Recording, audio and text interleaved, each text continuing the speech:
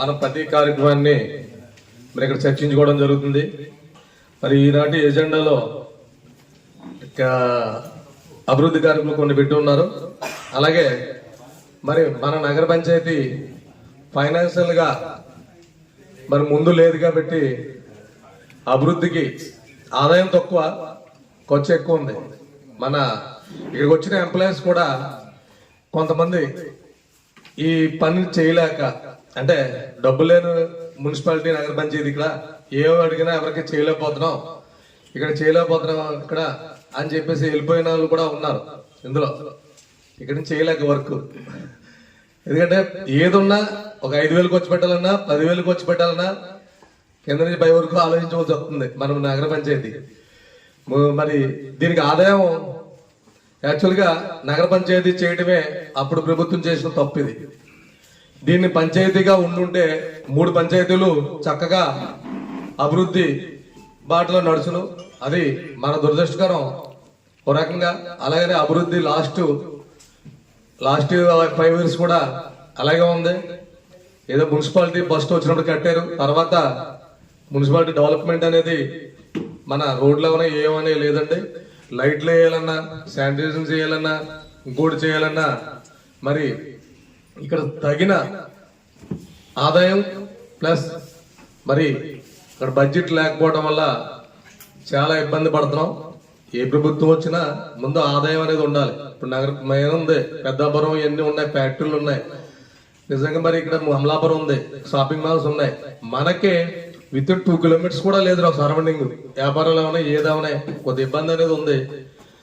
అయితే మరి దాన్ని దృష్టిలో పెట్టుకుని మీరు ఉన్న ఆదాయం వచ్చేలాగా ఈ లేఅవుట్స్ గురించి బాలకృష్ణ గారు అయ్యి చెప్తున్నారు.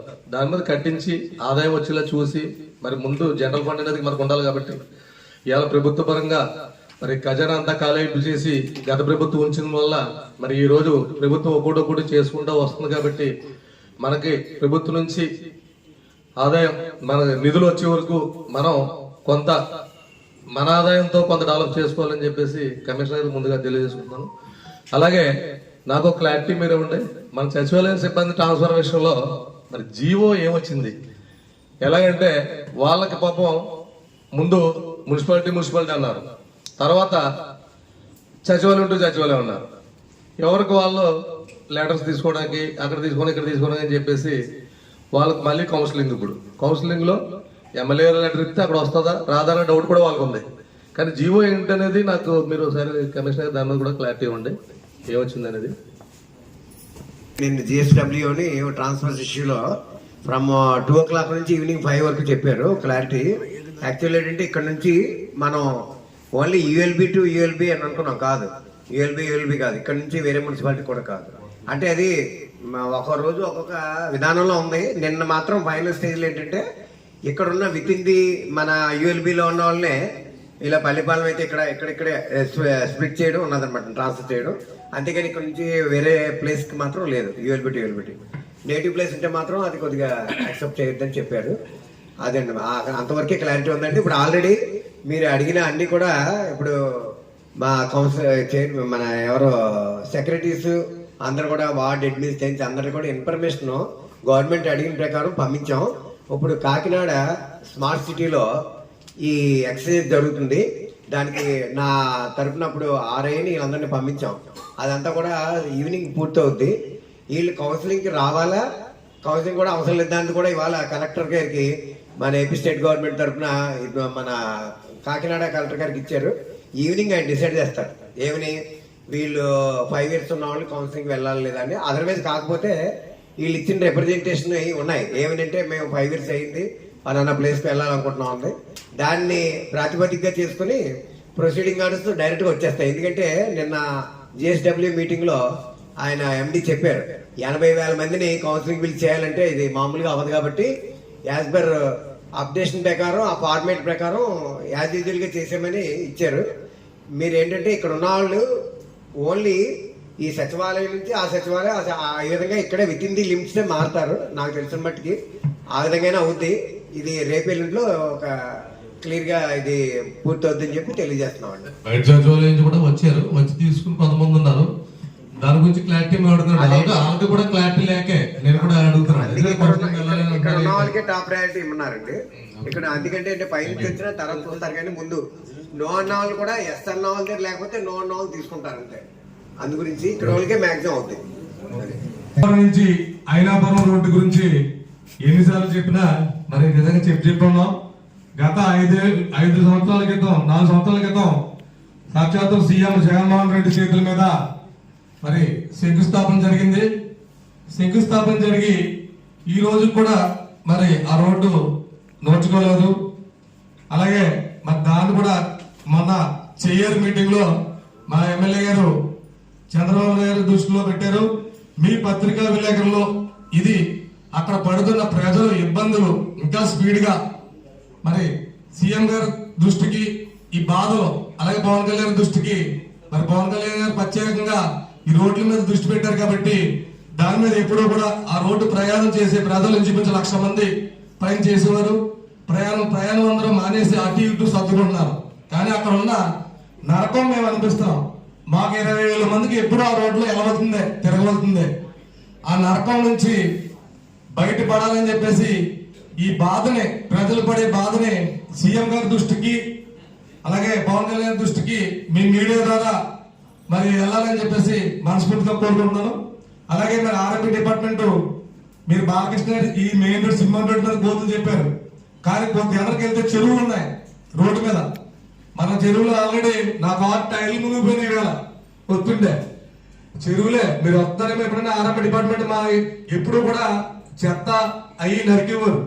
అది ఏమీ లేదు. మీరు వచ్చి కనీసం మెషిన్ పట్టుకొచ్చే పంట కాలంలోకి గాడికి తీసినా పర్లేదు. అది డిపార్ట్మెంట్ మీ డిపార్ట్మెంట్ అలా ఏమీ చేయట్లేదు. మరి మైనస్ అప్పటి నుంచి మీ డిపార్ట్మెంట్ డబ్బంతా ఎక్కడికి వెళ్ళిపోయింది? ఆర్ఎంపీ డిపార్ట్మెంట్ డబ్బంతా మీరు ఎందుకు చేయట్లేదు? స్టాఫ్ ఉన్నారు మీకు. మేము చాలా ఇబ్బంది పడతాం. ఒకసారి మీ జేఈ గారికి అందరికీ చెప్పడం జరిగింది. ఒకసారి మరి అయ్యన్న గోతులు ఒకసారి చూడండి. మీ దృష్టికి, మీ పై అధికారి దృష్టికి తీసుకెళ్ళండి. మీరు వచ్చారు. మీరేంటండి మరి మీరు ఏ గారా జేఈ గారికి మీరు వెళ్ళాలి. అది చూసి మీరు ఆ గోతులు మరి సరి చేస్తే బాగుంటది. చాలా ఆ ప్రజలందరూ చాలా ఇబ్బంది పడుతున్నామండి. మేము కూడా రావడానికి 4 సార్లు అవసరం. మా బాధ అంతా చూద్దాం. అలాగే ఇరిగేషన్ వచ్చారండి. నీరు ఇచ్చేసారు కాలువకి. మరి గొరపడక్కంతా మూసిపోయి ఉంది. ఆ మూసిపోయింది అది కూడా కమిషనర్ మరి ఇరిగేషన్ రాలేదు. అది కూడా తీయించాలి, తెలియజేసాలి. అలాగే మరి లైట్లు మా రోడ్లు అయితే చాలా దారుణంగా ఉన్నాయి. మెయిన్ రోడ్డుకి మేము ముందు లైట్లు అన్నారు. మీరు ఎప్పుడు టౌన్ అంటున్నారు. కానీ మున్సిపాలిటీ అవడానికే మా పల్లెటూర్లు పట్టుకొచ్చి ఇందులో పడేశారు. ఆ పల్లెటూర్లు పట్టుకొచ్చి ఆ రోడ్డు పరిస్థితి చూసి మీరు ఈ రోడ్డుకి మెయిన్ రోడ్డుకి హైవేలో వేసిన ఏ పైన యాక్సిడెంట్లు అలాగా అవుతున్నాయి. అది మనం ఏం చేయలేం. ఇక్కడ టౌన్ లో వేసినా కాదు, ముందు ఈ పల్లెటూరుని మున్సిపాలిటీకి అనుసంధానం చేశారు కాబట్టి ఖచ్చితంగా ఆ స్ట్రీట్ లైట్లు ఖచ్చితంగా ఫస్ట్ బిల్లో ఈ రోడ్డు పెట్టండి. అయినా పరంటూ మనకు అక్కడికి పెట్టండి. లేదంటే మేము చేయలేం.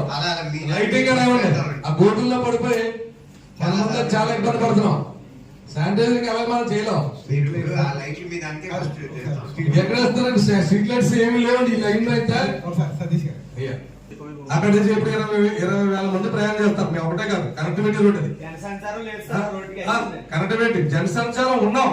జనం 20,000 మంది కాపురం ఉన్నాయి, వ్యక్తులు ఉన్నారు, కుటుంబాలు ఉన్నాయి. ఆ రోడ్డు పరిస్థితి బట్టి నేను చెప్తాను. మీరు లైట్ వేయడం వల్ల నేను పేటలో 50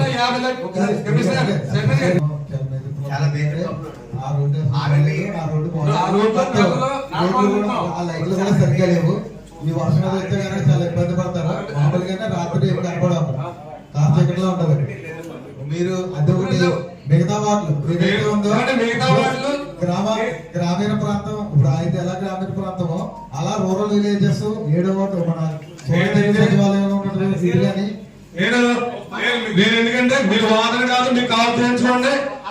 మేము ఎందుకంటే ఇబ్బంది, మేము ఎందుకంటే ఇప్పుడు అందుకే మున్సిపాలిటీ మీరు రావడం కాదు. గత 4 ఏళ్ళలో కూడా మేము అదే చేసాం. గత 4 ఏళ్ళు చేసాం. వచ్చింది ప్రభుత్వం వచ్చింది, ఎమ్మెల్యేలు కూడా అభివృద్ధి పడే మీరు ఇప్పుడు రోడ్ అనేది ఇది మన పరిధి కాదు. రోడ్డు గురించి మాట్లాడలేదండి. కాదు, ఒక రోడ్లో స్ట్రీట్ లైట్ ఏమంటే మీరు చెప్పిన స్ట్రీట్ లైట్స్ అది వేస్తాం. ఇప్పుడు వచ్చంటే ఆ కాంట్రాక్ట్ కానీ బిల్డింగ్ కాకపోతే బాక్స్ సెంటర్ పెట్టి వేస్తాం. మీకు ఎక్కడైతే అడిగారో అక్కడ వేస్తాం. ఇప్పుడు ఎవరైతే వేయడానికి ముందుకు వస్తున్నారో రెడీగా రమేష్ గారు, అది వేస్తాం. అవసరమైతే నేను వాళ్ళ నా అడ్వాన్స్ గ్రామంలో ఆ? 100 లైట్లు సూప్ లైట్లు కొని మొత్తం మా అడ్మిన్ అడగండి. 100 లైట్లు వేయించాను. పాత ఏరియాని అడగండి. 100 లైట్లు ఎరుగుతున్నాయి. మీరు వేయగా మీరు ఎక్స్ట్రా కూడా వేయించారు. 100 లైట్లు ఉన్నాయి. 100 లైట్లు మళ్ళీ ఎక్కడ ఆగిపోతే మళ్ళీ రెట్లు ఇచ్చారు 1 ఇయర్. ఓకే 1 ఇయర్ అలా పెట్టి నేను పేటలో లేదంటే ఒక 1 లాక్ మనం వాడి మెటీరియల్ తెచ్చుకునే వేస్తామండి మీరు చెప్పినట్టు. ఇప్పుడు అదే పెట్టామండి బాక్స్ సెంటర్ పెట్టింది అదే రమేష్ గారు, ఇప్పుడు మీరు మనం వేస్తున్నాం అంటే డెఫినెట్ గా ఏంటంటే దాన్ని ఏమో కాదట్లేదు 100%. ఓకే, ఆ సతీష్ గారు వాటే కాదు. ఎందుకంటే 20 వాటి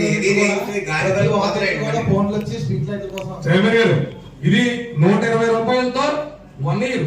అవును. అంటే ఎప్పుడు మాడిపోతే లైట్ 1 ఇయర్.